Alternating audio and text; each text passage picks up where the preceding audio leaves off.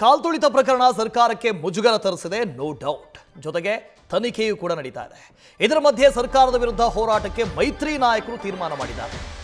Police ಅಧಿಕಾರಿಗಳ suspend ಮಾಡಿರುವುದೇ target ಮಾಡಿಕೊಂಡು ಸರ್ಕಾರದ ವಿರುದ್ಧ ಮುಗಿಬೀಳುವುದಕ್ಕೆ ಈಗ ಮೈತ್ರಿ ನಾಯಕರು ಸಿದ್ಧರಾಗಿದ್ದಾರೆ. ಈ ಬಗ್ಗೆ ವಿಶೇಷ ಅಧಿವೇಶನ ಕರೀರಿ ಅಂತ ಮೈತ್ರಿ ನಾಯಕರು ಚರ್ಚೆ ಮಾಡ್ತಾ ಇದ್ದಾರೆ. ಸೂಕ್ತ ದಾಖಲೆಗಳನ್ನು ಮುಂದಿಟ್ಟುಕೊಂಡು ಸರ್ಕಾರದ ವಿರುದ್ಧ ಸಮರ ಸಾರುವುದಕ್ಕೆ ಮುಂದಾಗಿದ್ದಾರೆ. ಒಟ್ಟಿನಲ್ಲಿ ಹೋರಾಟಕ್ಕೆ ಪ್ಲಾನ್ ಮಾಡಿದ್ದಾರೆ ಮೈತ್ರಿ ನಾಯಕರು. ಎಚ್.ಡಿ. ಕುಮಾರಸ್ವಾಮಿ ವಿಜಯೇಂದ್ರ ನೇತೃತ್ವದಲ್ಲಿ ಹೋರಾಟದ ರೂಪುರೇಷೆ ಸಿದ್ಧ ಆಗಬಹುದು. ನಿನ್ನೆ ವಿಜಯೇಂದ್ರ ಹಾಗೂ ಕುಮಾರಸ್ವಾಮಿ ಅವರು ಜಂಟಿ ಪತ್ರಿಕಾಗೋಷ್ಠಿ ಮಾಡಿದಾಗಲೇ ಇದರ ಒಂದು ಸಣ್ಣ ಹಿಂಟನ್ನು ಬಿಟ್ಟುಕೊಟ್ಟಿದ್ರು. ಸೊ ಹೋರಾಟ ಆಗಬಹುದು ಅಂತ. ಈ ಹಿಂದೆ ಮೂಡಾ ಪ್ರಕರಣ ಆಗಿರ್ಬೋದು, ವಾಲ್ಮೀಕಿ ಹಗರಣ ಆಗಿರ್ಬೋದು, ಈ ಪ್ರಕರಣಗಳಿಗೆ ಸಂಬಂಧಪಟ್ಟ ಹಾಗೆ ಸರ್ಕಾರದ ವಿರುದ್ಧ ವಿಪಕ್ಷಗಳು ಹೋರಾಟ ಮಾಡಿದ್ರು. ಅದಾದ ನಂತರ ಒಂದು ಪ್ರಬಲ ಅಸ್ತ್ರ ಸಿಕ್ಕಿರಲಿಲ್ಲ, ಈಗ ಅಸ್ತ್ರ ಸಿಕ್ಕಿದಂತಾಗಿದೆ. ಗಣಪತಿ ಇದ್ರ ಬಗ್ಗೆ ಡೀಟೇಲ್ಸ್ ಅನ್ನು ಕೊಡ್ತಾ ಹೋಗ್ತಾರೆ. ಲೈವ್ನಲ್ಲಿ ಜಾಯ್ನ್ ಆಗ್ತಾರೆ ನ್ಯೂಸ್ ಡೆಸ್ಕ್ನಿಂದ. ಗಣಪತಿ, ಹಿಂದೆ ಮುಡಾದ ನಂತರದಲ್ಲಿ ವಾಲ್ಮೀಕಿ, ಈ ಎರಡು ಪ್ರಕರಣಗಳನ್ನು ಹೊರತುಪಡಿಸಿದ್ರೆ ಸರ್ಕಾರದ ವಿರುದ್ಧ ಪ್ರಬಲವಾದಂಥ ಅಸ್ತ್ರ ವಿಪಕ್ಷಕ್ಕೆ ಸಿಕ್ಕಿರಲಿಲ್ಲ. ಈಗ ಸಿಕ್ಕಿರೋದು ಪ್ರಬಲಾತಿ ಪ್ರಬಲ ಅಸ್ತ್ರ. ಇದನ್ನು ಎನ್ಕ್ಯಾಚ್ ಮಾಡ್ಕೊಳ್ಳೋದಕ್ಕೆ ವಿಪಕ್ಷಗಳು ಯಾವ ರೀತಿ ತಯಾರಿ ಮಾಡ್ಕೊಳ್ತಾ ಇದ್ದಾವೆ ಅಂತ. ಖಂಡಿತ ರಾಜ್ಯ ಸರ್ಕಾರದ ವಿರುದ್ಧ ಆಗಾಗ ವೈಫಲ್ಯಗಳನ್ನು ವಿಪಕ್ಷ ನಾಯಕರು ಎತ್ತಿ ಹಿಡಿಯುವಂಥದ್ದು, ಜೊತೆಗೆ ಟೀಕೆ ಟಿಪ್ಪಣಿಗಳು ಮಾಡುವಂಥದ್ದು ಸಾಮಾನ್ಯ. ಆದರೆ ಈ ಬಾರಿ ಏನಾಗಿದೆ ಅಂತ ಸಾಕಷ್ಟು ಮುಜುಗರಕ್ಕೆ ಒಳಗಾಗಿರುವಂಥದ್ದು, ಜೊತೆಗೆ ಸರ್ಕಾರದ ಒಂದಷ್ಟು ಅಧಿಕಾರಿಗಳನ್ನು ನೇರವಾಗಿ ಏನು ಸಸ್ಪೆಂಡ್ ಮಾಡಿರುವಂತಹ ವಿಚಾರವನ್ನೇ ಮುಂದಿಟ್ಕೊಂಡು ಒಂದಷ್ಟು ದಾಖಲೆಗಳ ಸಮೇತ ಸರ್ಕಾರದ ವಿರುದ್ಧ ಸಮರ ಸಾರಲಿಕ್ಕೆ ಈಗಾಗಲೇ JDS ಜೊತೆಗೆ BJP ನಾಯಕರು ಸನ್ನದ್ಧರಾಗಿರುವಂಥದ್ದು.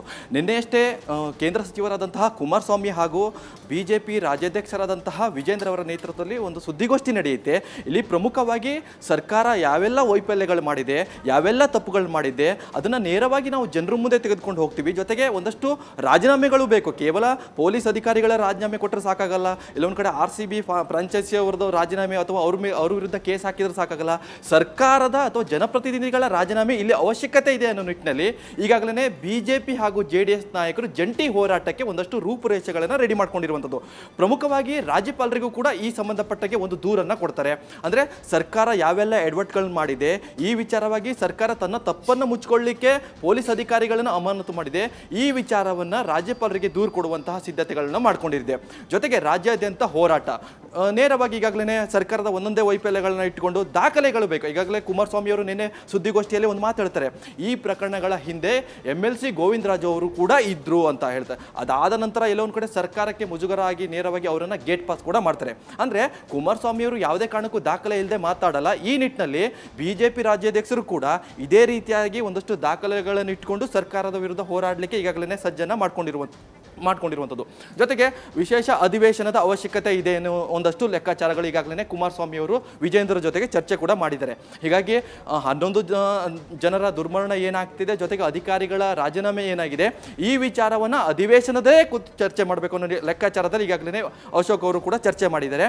ಸೋಮವಾರ ಅಥವಾ ಮಂಗಳವಾರ ಈ ಸಂಬಂಧಪಟ್ಟಂಗೆ ಅಂದರೆ ವಿಶೇಷ ಅಧಿವೇಶನವನ್ನು ಹೇಗೆ ಕರಿಬೇಕು, ಜೊತೆಗೆ ಚರ್ಚೆ ಕೂಡ ಮಾಡಬೇಕು ಅನ್ನೋ ಲೆಕ್ಕಾಚಾರದಲ್ಲಿ ಅಶೋಕ್ ಅವರು ಕೂಡ ಒಂದಷ್ಟು ರೂಪುರೇಷೆಗಳು, ಅಂದರೆ ವಿಶೇಷ ಅಧಿವೇಶನದಲ್ಲಿ ಹೇಗೆ ಕರಿಬೇಕಾಗುತ್ತೆ, ಜೊತೆಗೆ ಯಾವೆಲ್ಲ ವಿಚಾರಗಳನ್ನು ಮುಂದಿಟ್ಕೊಳ್ಬೇಕಾಗುತ್ತೆ, ಈ ಎಲ್ಲ ಲೆಕ್ಕಾಚಾರಗಳನ್ನು ಈಗಾಗಲೇ ಅಶೋಕ್ ಅವರು ಮಾಡಿರುವಂಥದ್ದು. ಜೊತೆಗೆ ಗೇರವ್ ಹಾಕುವಂಥದ್ದು, ಜೊತೆಗೆ ರಾಜೀನಾಮೆ ಕೂಡ ಕೇಳುವಂಥದ್ದು. ಈಗಾಗಲೇ CM ಮನೆಗೆ ಮುತ್ತಿಗೆ ಹಾಕೋಕ್ಕೆ ಒಂದಷ್ಟು ಪ್ರಯತ್ನ ಕೂಡ ಮಾಡಿದ್ದಾರೆ. ಜೊತೆಗೆ ಯಾವೆಲ್ಲ ಲೆಕ್ಕಾಚಾರಗಳಿದೆಯೋ ಒಂದಷ್ಟು ರೂಪುರೇಷೆಗಳು ಕೂಡ ಈಗಾಗಲೇ ರಾಜ್ಯ ನಾಯಕರು, ರಾಜ್ಯ BJP ನಾಯಕರು ಸಿದ್ಧತೆಗಳನ್ನು ಮಾಡಿಕೊಂಡಿರುವಂಥದ್ದು. Vasudev. Okay, thank you Ganapathi. News first ನಿರ್ಭೀತಿಯಿಂದ ನಿಮ್ಮ ಪರವಾಗಿ.